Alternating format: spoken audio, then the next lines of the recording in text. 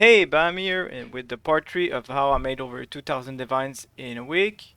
In this video, I'll show you how I made the vast majority of my currency. I would say at least 50%. And this is crafting. So I didn't go into super hard crafts. You can look at the video about the gloves, how I made currency with gloves. But in this video, I'll show you how I just made a bunch of currency using essences and fractured items. Pretty much I bought a bunch of bases with something that I enjoyed crafting with. The easiest for me is crafting with spell suppression because fractured spell suppression because so many people are looking for it. And then I would use this essence, Deafening Essence of Envy, so it guarantees tier 1 chaos resist. You can use some other essences like the essence of loading on helmet. That way you have 9 to 10% increased mana reservation efficiency. But those essences go for so much that I barely did any with them. So I would just use the essences on all of them and then check what rolls I get.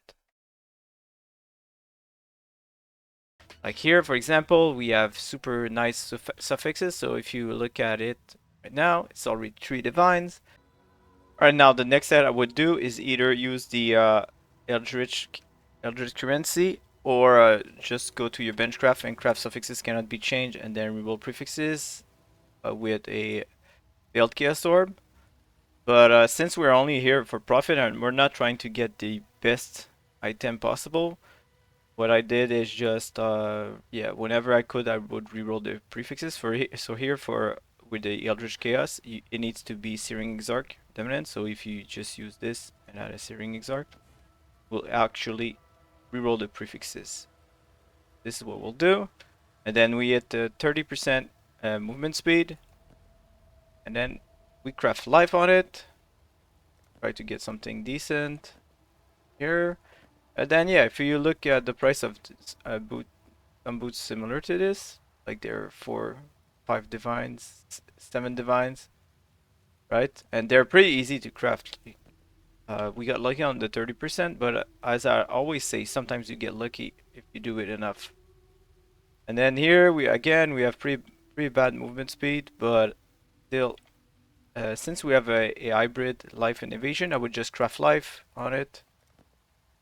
Try to get at least 65. Here we go. Then yeah, if you look at the price of it, 5 divines, maybe less than that because ours is only the worst movement speed, but still we keep it aside. Like I said, we're not here to make the best item ever. We're just here to make some profit. Here it already has tier 1 life, increased global accuracy isn't the best, but still if you look at the price of that item without the accuracy, it's already 2 divines. So when we paid like 200 chaos for this, so look here, goes up already. Then you just craft increase in renovation since it doesn't have. If it didn't have life, I would craft life. Next, here we hit the tier 1 lightning resist on this one and increase armor and evasion and they increase rarity. So what we do is just craft life on it again. And then if you price check this one, this is because it must be a better one, but without counting the armor or evasion, right? And if you figure out like increased rarity, it's at least 5 divine. So as you can see, it's pretty easy to craft something for profit. And then here, to be honest, this is pretty bad, so I will just re-roll over it. That one isn't too good, but it's always profit. And that one's bad, so we will re-roll it. That one will just craft armor invasion again.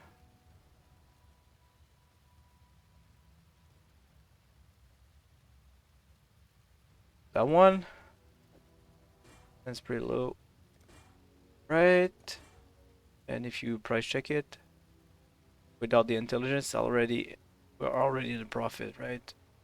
So doesn't require more than that. So the helmet I paid in between 150 chaos to a divine, and the boots I paid like 20 to 30 chaos. And here, yeah, this is pretty bad one, so we will reroll over it. So those are the ones we reroll over. and we try to get something better. Here we have the flat evasion and energy, which is pretty cool. Some decks, so we'll just keep it. Remember that you can always Exalt Slam. So here, where we're trying to get is pretty much increase evasion and maximum energy shield or life. So what we'll do is just we craft mana, that way we do not get mana on it, and Exalt Slam it. Here we got the increased evasion energy shield hybrid, the lowest tier. It's pretty bad to be honest, but now we can do is either craft life on it, or since we have such a high evasion and energy, I'll prefer to grab that. So the increased evasion energy. Here we go. You look at the price of something similar to this. There's 5 divines, and this is not even counting like the energy, right? And if we add the evasion, it's even better. Alright? So as you can see, it won't sell for 60 divine, but it will sell for way more than what we paid for. Here it's pretty bad. Here again, so we reroll. Yeah, that's pretty bad too. Here we got the tier 1 fire resist. So what we'll try to do is just remove a prefix on this one. And this one, we will just reroll over it.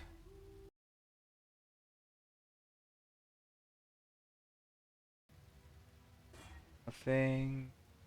Pretty bad. The flat armor and evasion is really nice, but there's nothing worthwhile on it, so we'll just reroll over it. Here we got a tier 2 cold resist and tier 3 life, so we'll keep it. And then just craft increase evasion and armor.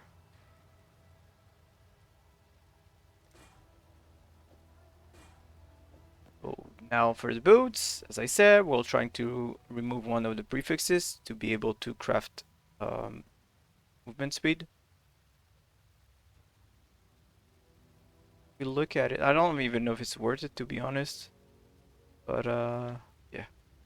So in order to use the Eldritch Orb of Annulment, remove a prefix, we need to add Searing Arc.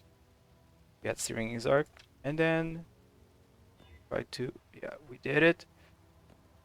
You can add whatever movement speed you have. I really suggest if you want to do this, try to unveil every single movement speed modifier with June. Yeah, I like to put the Onslaught one on it. Then even if you don't check the Onslaught modifier, like straight up spell suppression, movement speed, just that, it's already 2 divines. And I paid 20 chaos for the base, and we use a Eldritch Orb of Annulment, which is around 25 to 30 chaos. One of those, which is nothing to be honest.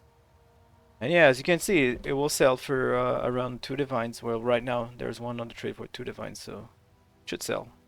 So while I was recording this part and editing everything, 2 of the items I just crafted while editing the video sold, so I'll leave them both here. I think the pair of boots was way too low, but it's fine, still profit.